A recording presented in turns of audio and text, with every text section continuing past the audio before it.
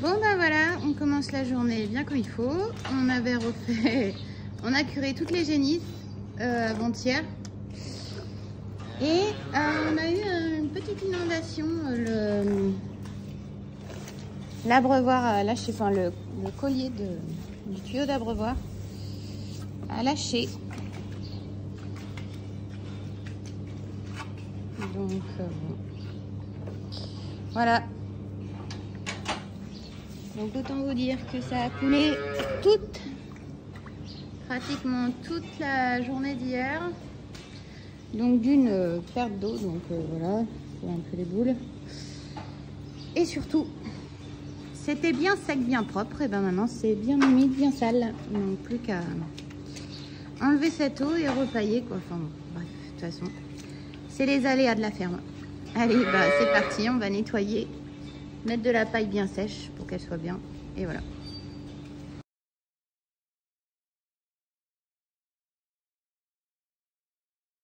On est parti pour nettoyer l'auge des vaches. Donc là, je l'ai toute grattée. C'est pour justement, avec la chaleur, le maïs, ça chauffe. A tendance à vraiment chauffer assez fort. Et la drèche de brasserie, elle est quand même assez humide. Donc ça a tendance à, comme vous le voyez là, au bord, ça stagne. Après le problème c'est que ça chauffe et plus on rajoute dessus, plus ça chauffe et après c'est un peu un cercle vicieux, les vaches veulent plus manger.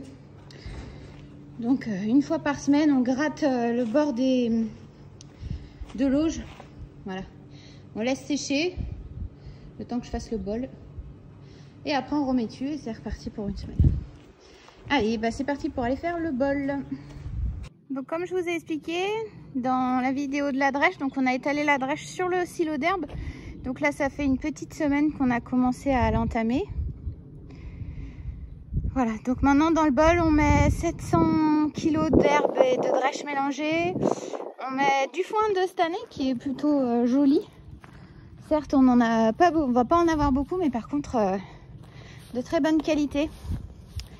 Voilà, donc bien vert, bien appétissant. Donc là on met une demi-botte de foin par bol et je complète jusqu'à 1,6 tonne de maïs.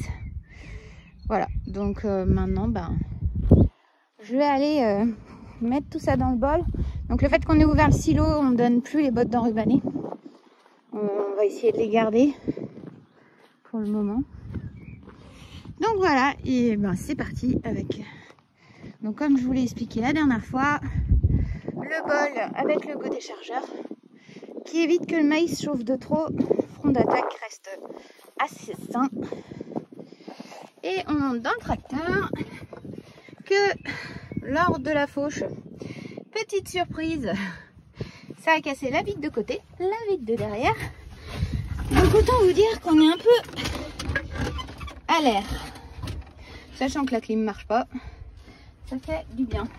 Allez, et ben c'est parti. Bon, et bien après une semaine un peu compliquée là avec les génisses qui ont les pieds dans l'eau, une nouvelle petite galère. Hein. On a une vache qui a une mamie de colibacillaire. Donc à traire toutes les 2 heures pour enlever les toxines, arriver à ce qu'elle se soigne. Bon, ça la tâte pas mal avec cette chaleur là, on a du 34-35, donc bon. Donc les galères continuent, on va essayer de la soigner au maximum de ce qu'on peut faire. Fraîche vélée forcément, une vache qui fait quand même pas mal de lait. De toute façon ça arrive pas sur les vieilles carnes. Donc voilà, et ben allez, on continue dans notre lancée de semaine un peu compliquée. Mais bon, on va s'en sortir, on a l'habitude. Allez, c'est parti.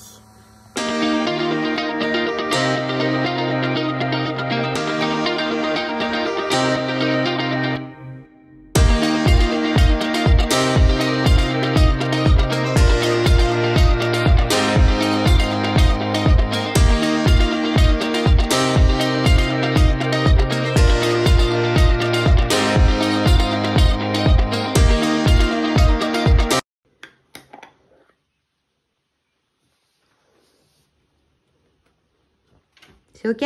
Oui. Parfait.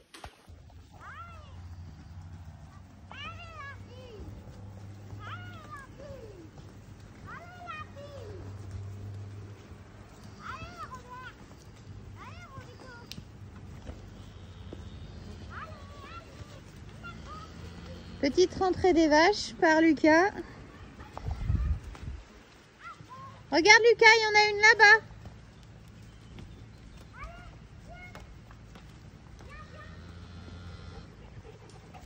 Voilà. Bon, Rex, c'est pas d'un grand coup de main.